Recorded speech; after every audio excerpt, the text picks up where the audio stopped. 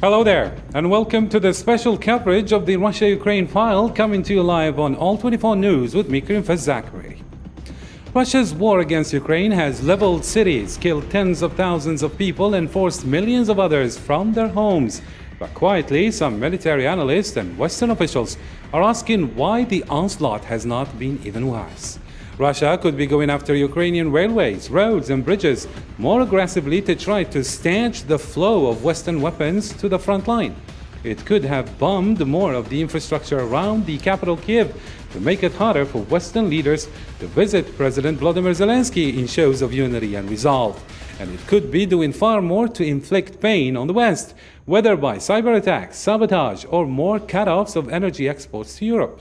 For an in-depth analysis on this, on the Russian-Ukraine file, that is, I'm joined live via Skype by Michael ROCHLITZ, Professor of Institutional Economics from the University of Bremen from Germany, along with Philip Durante, Assistant Professor and Geopolitical Risk Analyst from Portugal. Thank you, gentlemen, for joining us. The discussion begins right after this break.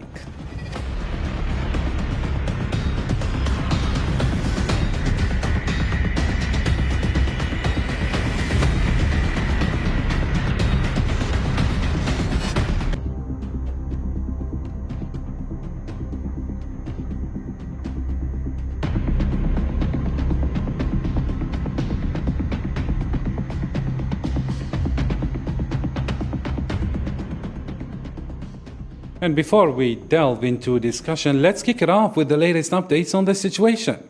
President of the European Commission, Ursula von der Leyen, announced Wednesday that Brussels proposes to stop European imports of Russian oil within 6 months and to exclude the largest Russian bank, Sberbank, from the international financial system SWIFT.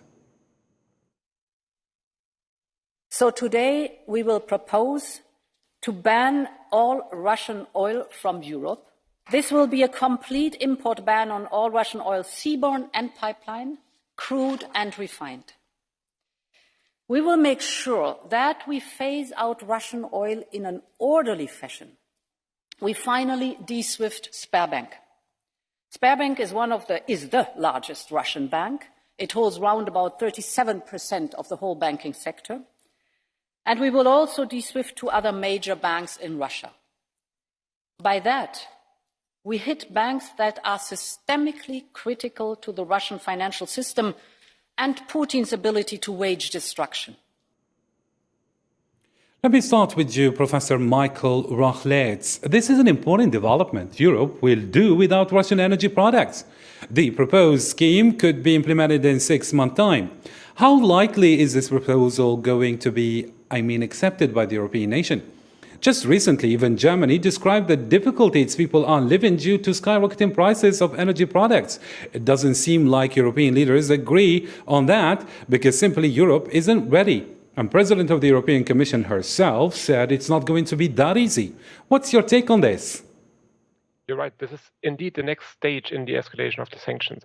We have to think back 8 weeks in the past that already the sanctions that were imposed in February were unprecedented in their scale, in their scope, and also in the massive damage that they're already inflicting on the Russian economy and that they're going to inflict on the Russian economy in the future. And it is probably certain that Putin didn't really expect such massive sanctions to be imposed on Russia. The problem that Europe is facing and the Western nations are facing that they can't really intervene directly into the conflict to protect Ukraine against Russia. And so the only real tool that they have at hand is economic sanctions. And Russia is, as you mentioned at the beginning of this show, is escalating its attacks not only on the Ukrainian military but also on Ukrainian infrastructure. They started to attack railroads, bridges, hospitals, schools, all kinds of also civilian infrastructure. The only real possibility for the West to retaliate are increased additional economic sanctions. And the 2 most important sanctions here that remain, that haven't yet been imposed, are is an embargo on imports of Russian oil and gas. oil is probably still a bit easier to implement than gas because, especially I'm from Germany at the University of Bremen in northern Germany, and Germany depends heavily still on imports of Russian gas. Oil is a bit easier, but it's also going to be painful.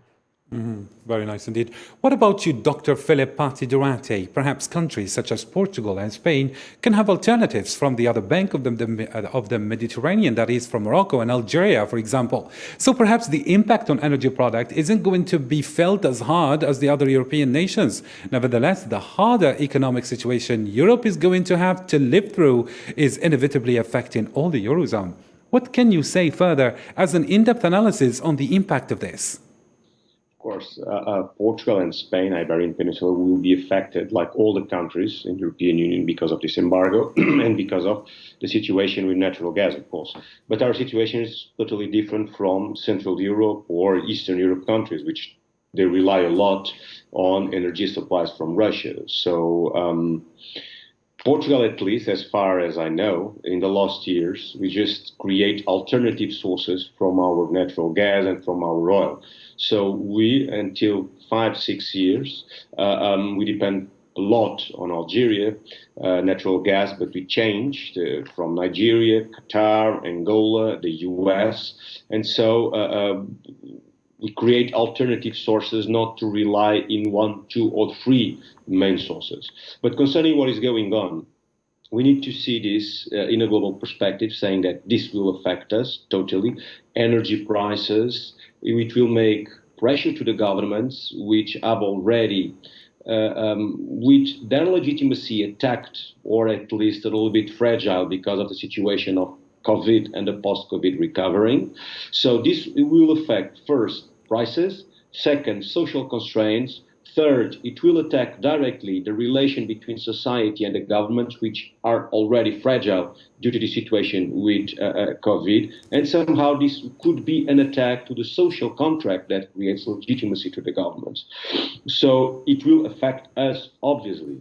But at the same time, we need to think that in short term, I think this won't affect directly the countries in the European Union. Take, for instance, what happened in Poland or Bulgaria right now when Russia cut the supplies of natural gas. They've already found alternatives, different pipelines, different sources. But the point here is that at the long term, this will affect us somehow, because we need to bear in mind one thing. The first is that gas and energy will become more and more as a weapon and as a form of a geopolitical leverage to create pressure and to develop sovereignty. Second, it will constrain and it will probably create some disruption in the union of the European bloc. That's the point, because you can take a look at the reactions of Germany. Mm-hmm. They need the change in the long term. In long term, you need the reaction. You need to see the reaction of Italy. You need to see the reaction of Hungary. So this will be a challenge to the Union. But at the same time, this could also foster the European Union to find different sources, alternatives, and foster the changing of energy to different suppliers, such as. But the issue is whether Europe is ready to find those alternatives or not, especially that these alternatives you're talking about are really costly, don't you think? Yes, but there's a risk we need to have. That's the point. This will affect the prices. But we need to find different sources. We cannot rely only in the energy transformation for non-carbonic sources or non-hydrocarbonate sources, but different countries. At least we know that there will be a great challenge for the European Union, because by the end of the year we need to cut at least 3/3 of gas dependency on Russia. So different sources will come. Algeria will be definitely a source. Qatar will definitely be another source. United States, Angola, Nigeria. But the prices. So that's the price we need to pay. And in the end of the day, the Europeans need to think, so are we available to pay this for the peace in Ukraine or not? That's the point. Very well indeed. And in related news, Ukrainian President Volodymyr Zelensky condemns the anti-Semitic remarks of Russian Foreign Minister Sergei Lavrov, who claimed that Hitler had Jewish blood. Let's take a listen. After the Russian missile strike on Babi Yar in Kiev, after menorah was damaged by shelling at the mass execution site in Drobysky Yar near Kharkiv, after the death in Russian bombings of ordinary people who had survived the Nazi occupations and concentration camps, such an anti-Semitic remark by their minister shows that Russia has forgotten all lessons of the World War II.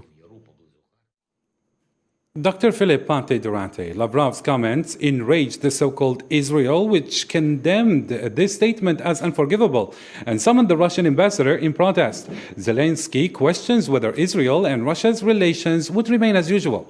Not only that, but Vladimir Putin seems to have failed to get as many countries on his side as possible, trying to justify his objectives of the war. What do you think of this? Two things. The first, I think that this type of commentary shows a sort of irrationality perspective from Lavrov, which for me it was a surprise because justified or not justified, I do think that Lavrov had a sort of a common sense and a sort of a rationality and strategic perspective. But this type of statement, it's a word statement. It's a word statement, totally anti-Semitic statement, of course. But I was not expecting this type of statement from Lavrov. So, first thing, it's a non-rational statement. Second thing, because of that, of course, Israel, which has always a sort of a very cautious position concerning this crisis, this conflict, this war right now. Just cut all kinds of possible diplomatic, how can I say, sort of a possible diplomatic annuance to Moscow. But with this type of statements, what we see is Kremlin more and more isolated.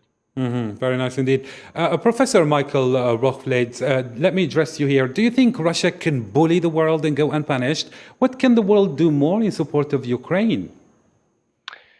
Well, I think the problem is that the sanctions that have already been imposed are going to hit Russia massively, but the effects haven't really yet arrived. They're soon going to arrive in Russia and to be felt by the Russian population. And I think that the Russian leadership, Putin, Lavrov, the security service people that are around Putin, that are advising Putin, they are no longer, they're not really aware what the real damage on the Russian economy is going to be. Not only on the economy, although the economy is going to be massively hit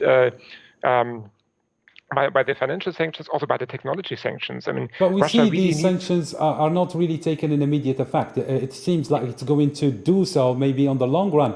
And don't you think that Russia might have alternatives to finance its war from its traditional allies, for instance? Well,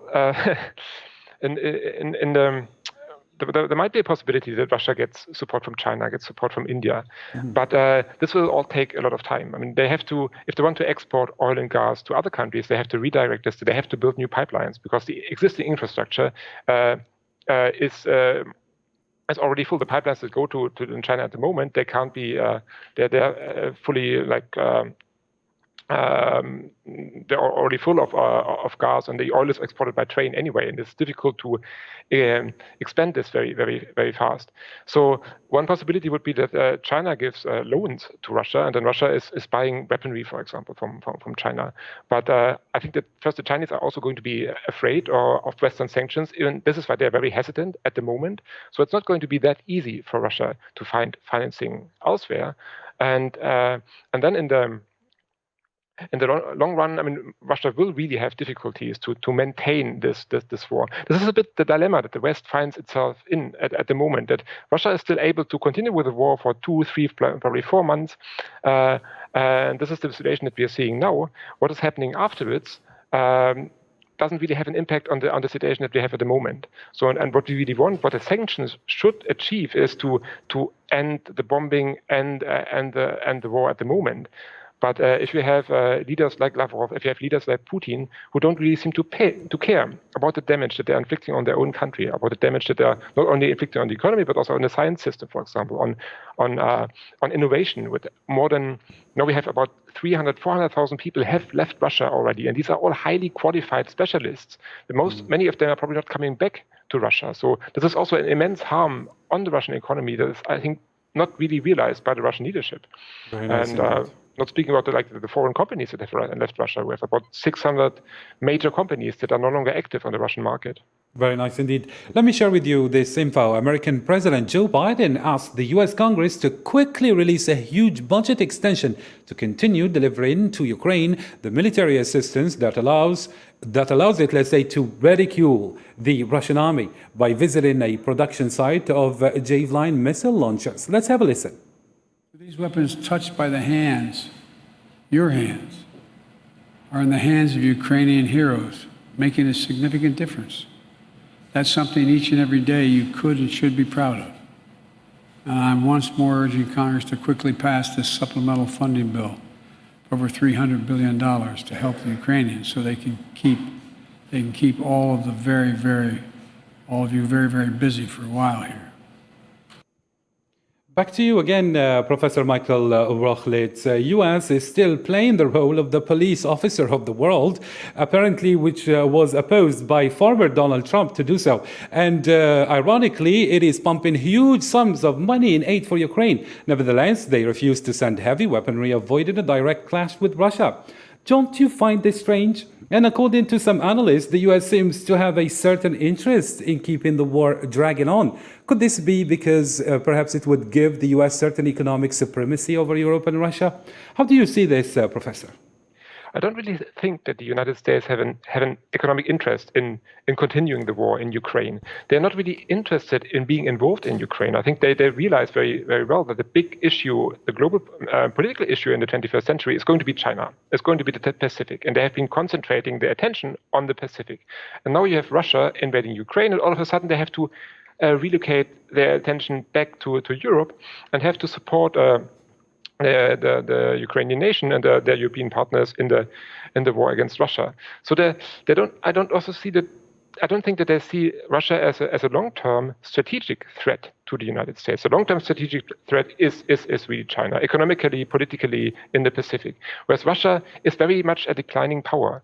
When you look and that they get their resources from exports of oil and gas. In 10, 15 years' time, oil and gas won't play the role that they're playing today. They will be much less important. And if you think about other big oil exporting, gas exporting nations like Saudi Arabia, the United Arab Emirates, they are thinking about strategies for the future. They are trying to diversify their economies, investing into tourism, investing into science, innovation, technology, whereas these questions are not at all debated in Russia. This is a really interesting a dilemma in a way that instead of thinking about what is going to happen after the era of natural resources, Russia is back in the 20th century and is thinking and acting according to these understandings of the mid-20th century, is waging land wars in a neighboring nation. So as a strategic threat, Russia doesn't really play a role. And this is why the United States, I think, are not really interested in fighting this war. Nevertheless, they are kind of obliged, because of their obligations to their European partners, to invest, to deliver weapons. And this is what they're doing at the moment. Very nice.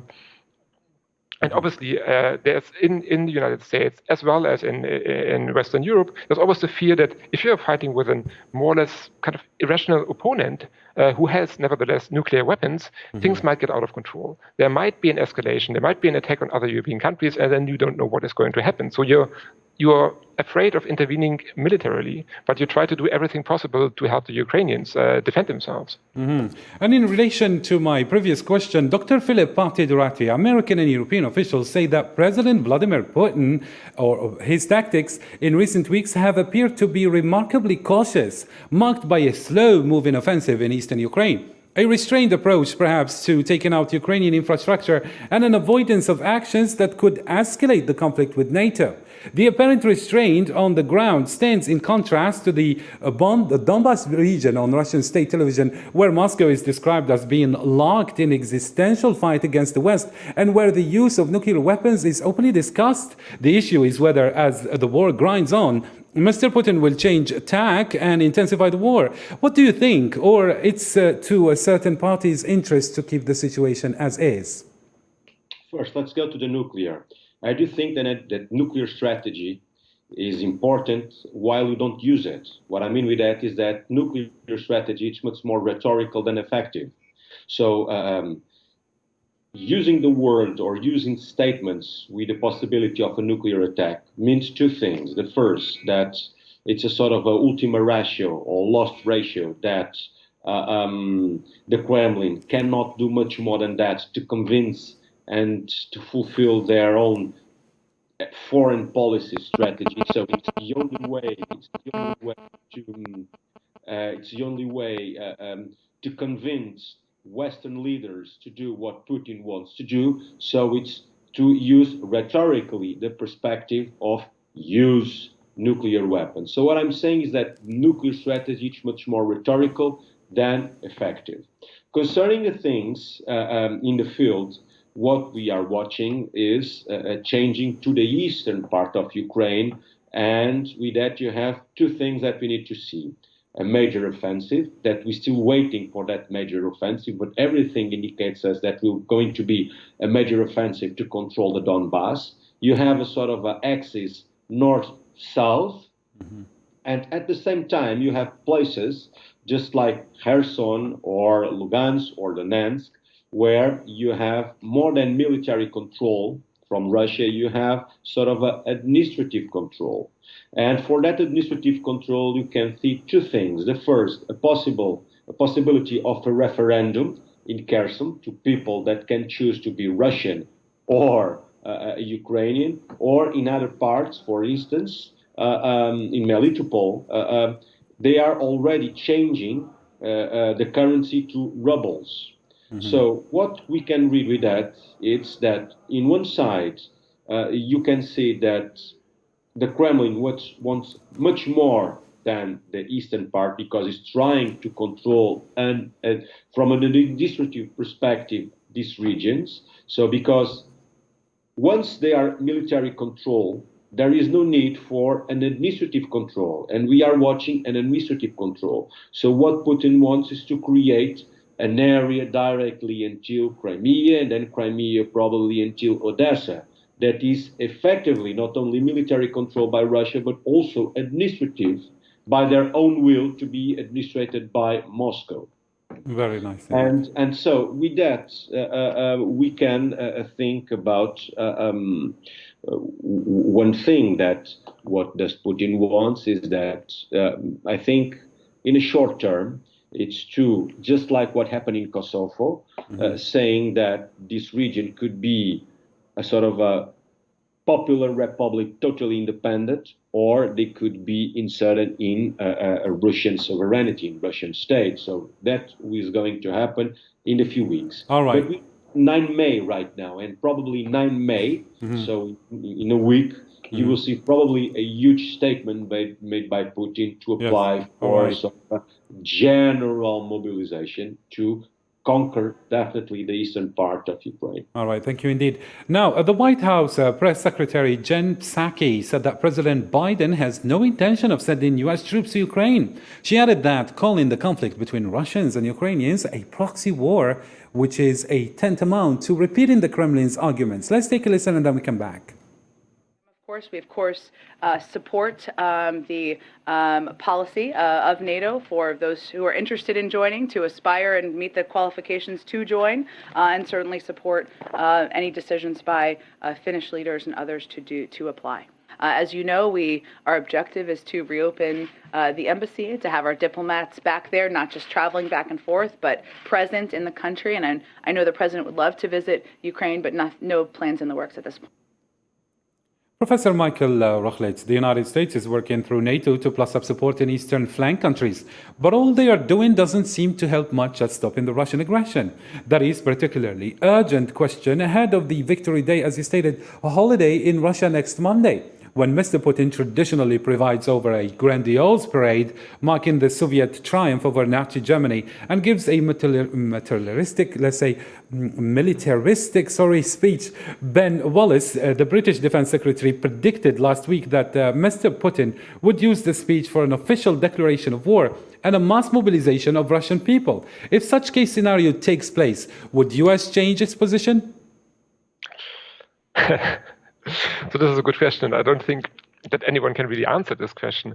I mean, when we think back what has happened in the last 8 weeks, 8 weeks ago, nobody would have expected that the war would still be ongoing. Most observers would have expected that Russia would win this war in 1 or 2 weeks' time. And because most observers really overestimated the fighting abilities and the capabilities of the Russian military. And what we have seen now, I think one kind of misunderstanding is it's really not a proxy war. What we see here is the Ukrainians, the Ukrainian nation fighting for its survival. Because we see Ukrainian soldiers being really, really motivated. And of course they're getting weapons from the West, but they are the people who are using these weapons, and they use these weapons very, very effectively. Whereas on the other side, we have the Russian military and the Russian soldiers that are very demotivated, that are not really motivated to fight this war. And this is why they have suffered such massive losses and why they weren't really successful. The offensive on Kiev wasn't successful. The troops had to be moved back. Now they are fighting in the Donbass. And we're basically seeing at the moment that the supposedly much weaker opponent is causing huge difficulties for Russia.